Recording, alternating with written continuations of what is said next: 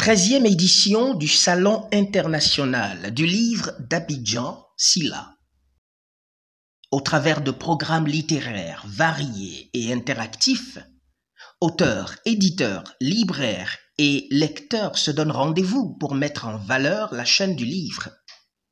Au-delà d'une tradition, le SILA est un acte de foi que chacun se représente selon ses ressentis et sa position. Je suis étonné de voir qu'en Côte d'Ivoire, ils se sont appropriés le livre d'une telle manière que j'aimerais que dans d'autres pays, on puisse en inspirer.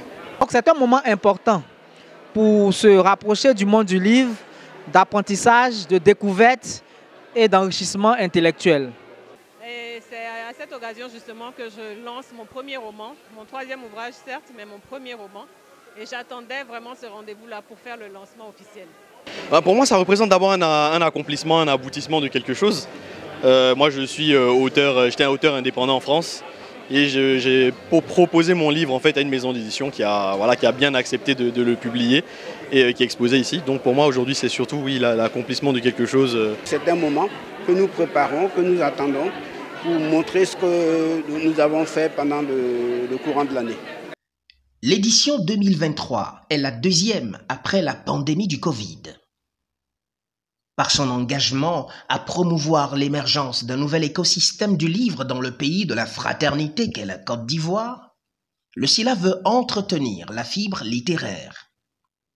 Mais quelques analyses évoquent des défis à relever. J'imagine que pour l'organisateur de SILA, c'est de faire en sorte que le SILA ait de plus en plus de visiteurs. La Côte d'Ivoire, ce n'est pas que Abidjan. Voilà. Donc des salons du livre, aujourd'hui, on devrait en avoir dans toutes les villes de Côte d'Ivoire. Il faut déjà que le SILA ouvre une plus large fenêtre aux enfants. Donc il faudrait encore plus de moyens pour les scolaires qui viennent au SILA et qui n'ont pas un seul centime pour s'acheter un livre. On a des cultures en Afrique, au Nigeria, au Sénégal, qui font la promotion de leur langue en écrivant des journaux, tant écrits qu'audiovisuels, mais également de la littérature. Je pense que c'est une clé pour promouvoir la littérature, parce que nous sommes dans des États qui avons adopté des langues étrangères comme langue nationale, mais nos langues aussi peuvent être source de créativité, de promotion de la littérature également. Il va falloir vendre mieux le livre en s'adaptant avec les réseaux sociaux, avec les techniques de la communication, avec Internet. Il va falloir que le livre s'adapte. Le SILA ne peut prospérer seul sans les acteurs qui font sa vie et son mouvement. Des responsabilités de qualité sont donc engagées pour que le livre soit mieux apprivoisé. Proposer des produits de bonne qualité, tant sur la forme, ça veut dire des ouvrages qui sont agréables à toucher, mais aussi des ouvrages qui sont bien écrits. Surtout qu'une partie de notre activité, nous, classiques ivoiriens, une partie de notre production est une production scolaire. Donc il y a là quand même des engagements qui sont importants. Il faut qu'on puisse s'adresser à des spécialistes. Intéresser la jeunesse transparaît bien comme une priorité pour la durabilité du SILA. À cet effet, le choix des genres littéraires et des thématiques abordées par les ouvrages doit être à propos.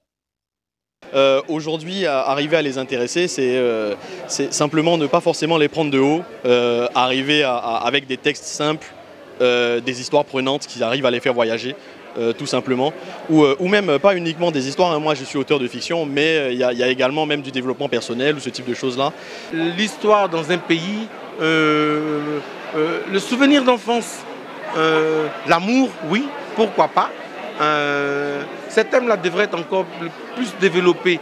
Le vivre ensemble, l'écologie, l'environnement, tous ces sujets-là autour de cet écosystème du livre mérite d'être encouragé et que surtout les écrivains soient inspirés et qu'ils produisent de la bonne graine. Vous savez, on est au 21e siècle. C'est le siècle de tous les défis.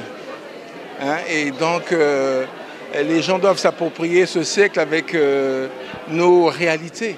Et nos réalités sont souvent ce que l'actualité nous impose. Nous, au classique ivoirien, on s'est intéressé cette année un peu à tout ce qui est fantastique, à tout ce qui est science-fiction, parce qu'on pense que les jeunes Africains, au lieu de trouver, si vous voulez, ce genre de littérature-là que dans les collections qui viennent principalement d'Europe, peuvent les trouver chez nous avec des auteurs africains, des auteurs locaux qui vont leur proposer ce même type d'histoire, mais dans un contexte qui est le leur. Le SILA est le baromètre de la vie du livre en Côte d'Ivoire. Eu égard à sa proportion internationale, le livre s'impose comme un levier pour le développement. Et il est de l'obligation de chacun d'investir et de s'investir dans la promotion du livre et de tout métier qui s'y rapporte.